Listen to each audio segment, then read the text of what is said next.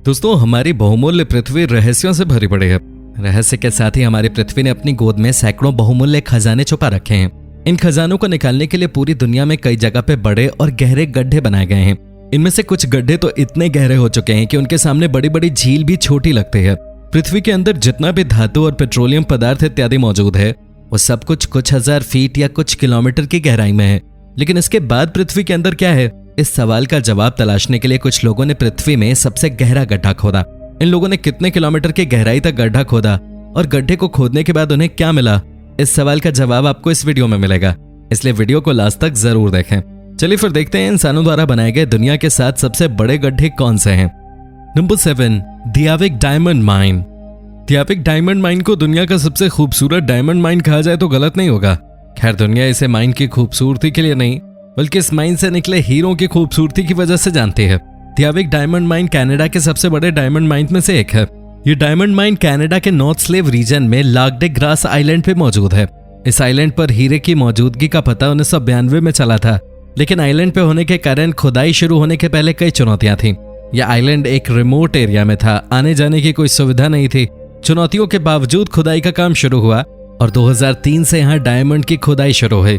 2010 के बाद से अंडरग्राउंड माइनिंग भी शुरू हो चुकी है। यहाँ से हर साल लगभग 7 मिलियन कैरेट हीरे निकाले जाते हैं। अब तक लगभग 100 मिलियन कैरेट से ज्यादा हीरा यहाँ से निकाला जा चुका है। दियाविक डायमंड माइन से निकले हीरे काफी हाई क्वालिटी के होते हैं, जिस वजह से डायमंड मार्केट में इनकी एक अलग ही पहचान है। आज भी दियाविक डायमंड माइन तक जाने का रास्ता चुनौतियों से भरा हुआ है। डायमंड माइन तक पहुंचने के लिए न तो कोई रोड है और न ही ट्रेन की सुविधा है। यहाँ जाने के लिए हेलीकॉप्टर से जाना होता है। इसके बावजूद डायमंड माइन तक पहुंचना आसान नहीं। हेलीकॉप्टर से उतरने के बाद एक नैरो और डेंजरस रोड से आगे का सफर तय करना पड़ता है। ये रोड साल में सिर्फ 2 महीने के लिए ही चालू रहती है, बाकी समय ये बर्फ से ढकी रहती है। इस समस्या के समाधान के तौर पे एक अंडरग्राउंड रोड बनाया गया है। दियाविक डायमंड माइन में 2024 तक डायमंड की खुदाई जारी रहेगी। नंबर 6, बकेले पिट।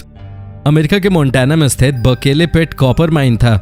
बकेले पिट कभी अमेरिका का प्रमुख कॉपर माइन हुआ करता था, पर आज ये एक जानलेवा झील में बदल चुका है। 1955 से यहाँ कॉपर की खुदाई शुरू हुई। खुदाई शुरू होने से पहले यहाँ पे एक विशाल गड्ढा बनाया गया।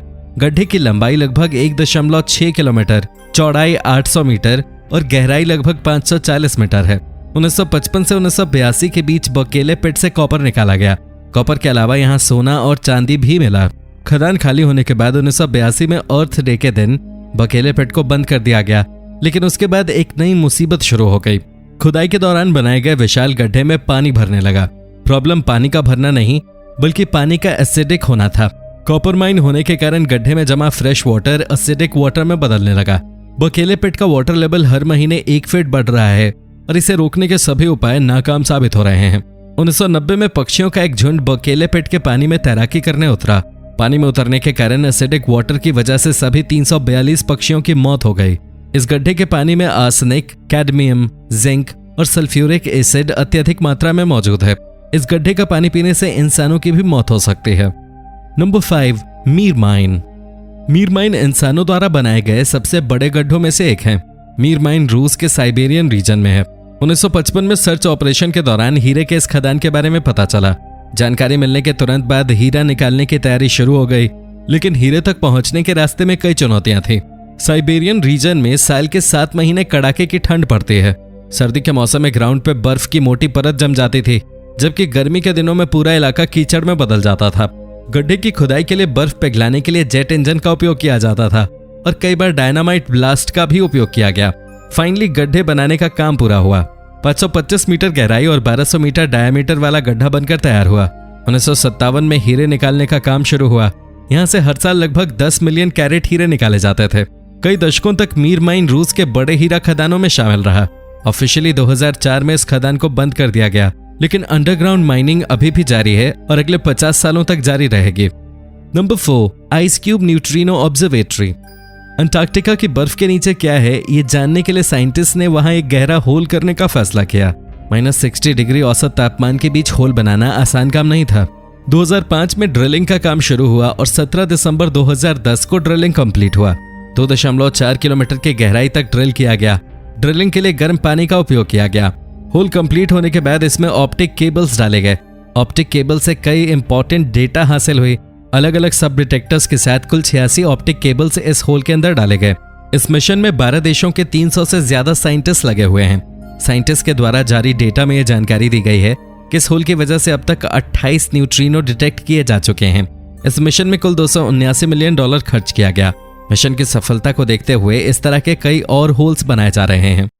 Number 3, Kimberley diamond mine. South Africa का किम्बरली डायमंड माइन का गड्ढा इतना बड़ा है कि इसे स्पेस से भी देखा जा सकता है। किम्बरली डायमंड माइन को बिग होल के नाम से भी जानते हैं। इस हीरे की खदान का 1871 में पता चला। हीरा मिलने के बाद 50,000 से ज्यादा खुदाई करने वाले मजदूरों को लाया गया। हीरे तलाशने के लिए 463 मीटर चौड़ा और 790 फीट गहरा गड्ढा खोदा गया। ऐसा दावा किया जाता है कि किम्बरले डायमंड माइन का गड्ढा हाथों से खोदा गया सबसे गहरा गड्ढा है। गड्ढे की खुदाई के बाद 1914 तक हीरा निकालने का काम चला। इस खदान से 2720 किलोग्राम हीरे निकाले गए। इस खदान से कई बेशकीमती हीरे भी मिले थे जिनका आज भी कोई जवाब नहीं है। 1914 में खदान बंद होने के बाद इस जगह को टूरिस्ट डेस्टिनेशन बना दिया गया। Number 2, Bingham canyon mine. America की यूटा स्टेट में स्थित बिंघम कैनियन माइन दुनिया का सबसे बड़ा कॉपर माइन होने के साथ ही दुनिया का सबसे बड़ा गड्ढा भी है। अमेरिका के कुल कॉपर प्रोडक्शन में 25% हिस्सेदारी इसी कॉपर माइन की है। 1906 से खुदाई शुरू होने के बाद से खुदाई अब तक जारी है। यहाँ से अब तक 19 मिलियन टन कॉपर निकाला जा चुका है। यह पूरा इलाका 900 हेक्टेयर में फैला हुआ है। बिंघम कैनियन माइन के गड्ढे की लंबाई 4 किलोमीटर और गहराई 1210 मीटर है। यह विशाल गड्ढा अंतरिक्ष से भी विजिबल है। 10 अप्रैल 2013 को कैनियन माइन को मैसिव लैंडस्लाइड का सामना करना पड़ा। लैंडस्लाइड के रिस्क को देखते हुए गड्ढे के पास पहले से ही इंटरफेरोमेट्रिक रडार सिस्टम सेट किया गया था। रडार सिस्टम से मिले वार्निंग के बाद लैंडस्लाइड की घटना होने से एक दिन पहले ही माइनिंग रोक दी गई थी। काम बंद होने के कारण लैंडस्लाइड में किसी की जान नहीं गई, लेकिन कॉपर प्रोडक्शन में 100 टन से ज्यादा की कमी आ गई। Number 1, Kola super deep borehole. इंसान पृथ्वी में कितनी गहराई तक ड्रिल कर सकता है? इस सवाल का जवाब ढूंढने के लिए रूस ने 24 मई 1970 को पृथ्वी में ड्रिलिंग की शुरुआत की। 1970 में शुरू हुआ ड्रिलिंग 1992 तक चला। इस दौरान कई साल तक काम रुका भी रहा। 1992 में जब आधिकारिक तौर पर ड्रिलिंग बंद की गई, तब तक कोला सुपर डीप बोरहोल दुनिया के डीपेस्ट होल बन चुका था। इस होल की गहराई 12,262 मीटर है। यह दुनिया का सबसे गहरा गड्ढा बन गया और साथ ही इस बात का भी पता चला कि इंसान 12 किलोमीटर से ज्यादा खुदाई नहीं कर सकता है। ड्रिलिंग के दौरान 12,000 मीटर पहुंचने के बाद ड्रिल मशीन अत्यधिक तापमान के कारण पिघलने लगा। ड्रिल करने वाली टीम का अनुमान था कि 12,000 मीटर की गहराई में पृथ्वी का तापमान लगभग 100 डिग्री सेल्सियस होगा, जिसे ड्रिल मशीन सर्वाइव कर लेगा। लेकिन उनका अनुमान गलत साबित हो गया। जब मशीन ने 12,000 मीटर की गहराई पार की, तब वहां का तापमान लगभग 180 डिग्री सेल्सियस था। इस तापमान में पृथ्वी के अंदर का मटेरियल लिक्विड में बदल जाता है। इस तापमान में पहुंचने के बाद ड्रिल मशीन भी पिघलकर लिक्विड हो गया। शायद फ्यूचर में कोई ऐसी मशीन आए जो 180 डिग्री सेल्सियस तापमान को भी सर्वाइव कर कोला सुपर डीप बोरहोल का रिकॉर्ड तोड़ सके। वीडियो कैसी लगी कमेंट में जरूर बताएं और साथ ही चैनल को सब्सक्राइब करना ना भूलें। धन्यवाद।